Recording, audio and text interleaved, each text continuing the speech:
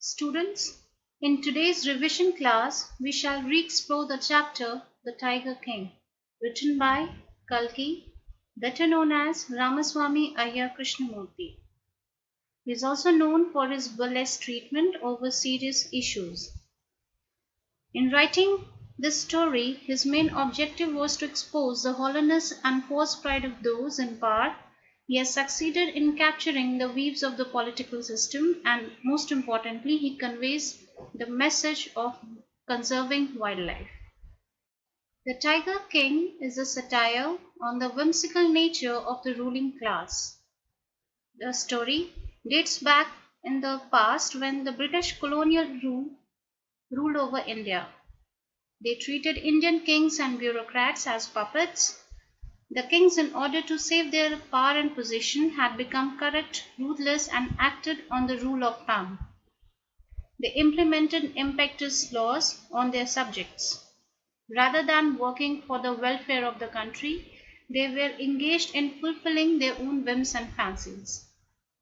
The king of the Pratibandhuram, also known as the Tiger King, is portrayed as one of those rulers, and the 5 parts of this story describes the journey of the Tiger King or the Tiger King's life right from his birth to death. The text is loaded with the tone of satire, irony, humor, and farce. Let's understand the significance of the title. The title of this story is apt and suitable. As the main protagonist, the Maharaja of the Pratibandhuram is also known as the Tiger King. He was so called because in his obsession he killed 99 tigers, as it was prophesied that he would be killed by a tiger. Thus, he spent all his life killing tigers in a bid to disapprove it. He was so obsessed with the idea of killing the tigers that he married a princess whose kingdom had a sizable population of tigers. He uses every strategies to belie the prediction, such as offending the British officials, bribe English ladies, increase the land tax, but still it made no difference. In this story, he does nothing except killing tigers, and finally the prophecy that the tiger would kill the king also comes true. Thus we can consider that no title could be a better choice than this. Now, talking of the theme, the author, through this story, hammers on the conduct of the people in power and also how they misuse their power and money. This story is a commentary on such politicians and stakeholders who keep their personal interest above all the concern of the state. The story brings a self-realization that situation and fate are beyond any mortal's control. If something is fated to happen, it will happen in any case. And so it didn't happen with the Tiger King as well, who killed 99 tigers without thinking of the consequences that it would bear, and without giving a thought that how badly it will affect the balance of nature. As every beginning has an end, so the king's gratification and arrogance also comes to the end. In order to win over the fate or prophecy, he left no stone unturned, but one forgets that death is inevitable and is certain to all. And so finally, he meets his doom. The theme also highlights the plight of the animals. The king blindly and consistently kills all the tigers of his state as if they are his possession or objects. The author, through this story, generates an awareness regarding the preservation of ecology. Now let's understand the story in a gist. The entire story revolves around the Maharaja of Pratibandhuram, who is also known as the Tiger King. The king is accredited with several titles that speaks of his bravery and popularity. According to the legends, at the time of the king's birth, the astrologer made the prediction that the king would be killed by a tiger. As the days passed by, the king had a royal upbringing in the palace. When he reached the age of 20, he was crowned as the king of the state. His subjects still talked about the prophecy in hushed tongue. To prove the prophecy wrong, he himself took upon the job of killing 100 tigers. On hearing this, the astrologers warned him and said that he could kill 99 tigers but should be more careful with the 100th one. To eliminate his chance of death, the king banned the tiger hunting in this state. That means only the king was allowed to hunt. A problem arose when a high-ranking British officer visited Pratibandpuram to hunt a tiger, but the king denied him to do so. He then requested to get a photograph standing over the carcass of the tiger, but this was too rejected.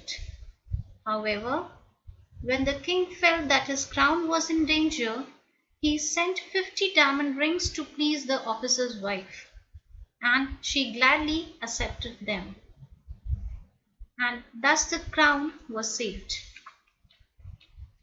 The king within 10 years killed 70 tigers and couldn't hunt any more, as there were no more tigers left in the state of Pratibandpuram. Thus the king solved his problem by marrying a girl whose state had enough tigers to complete the target. After this, whenever he visited his in-laws, he would kill 5 to 6 tigers every time. Thus, he inched closer and finally the count reached 99. The king became even more desperate for the 100th tiger, but couldn't find it. He became so furious that he doubled the land tax. Later, he got the news that there was a tiger in the nearby villages, which was only a rumor, as it was all planned by the Diwan Sahab or the minister to deceive the king, as he had no other way to save his job and skin. The king shot the animal, not realizing that he had missed it, and left the forest with the relief that the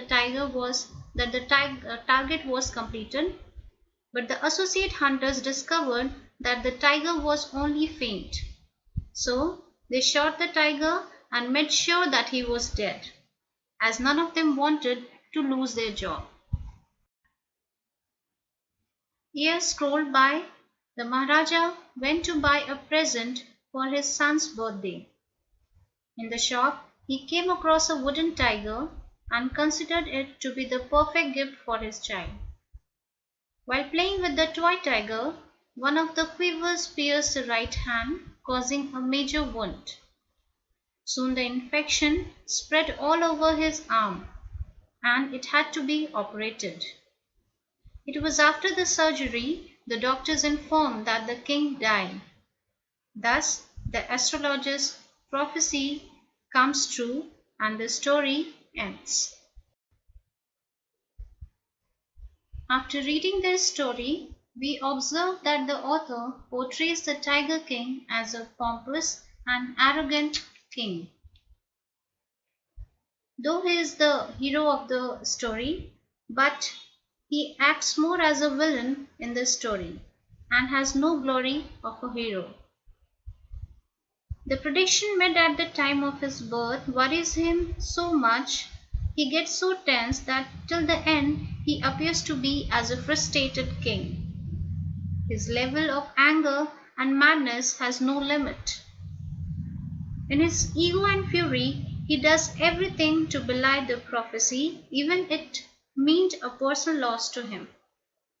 He consistently and shamefully kills tigers unless he had completed the count of 100. In the story, he appears to be a shallow king who marries for his convenience. No doubt, he is also obstinate and remains firm with his decision when he decides not to return the kingdom until he had killed the 100th tiger. He even appears foolish when, when he remains unaware of the fact that the 100th tiger was dead. And above all, even the manner in which he dies is ironical and hilarious as well. So students, that's all in this video for today. Thank you.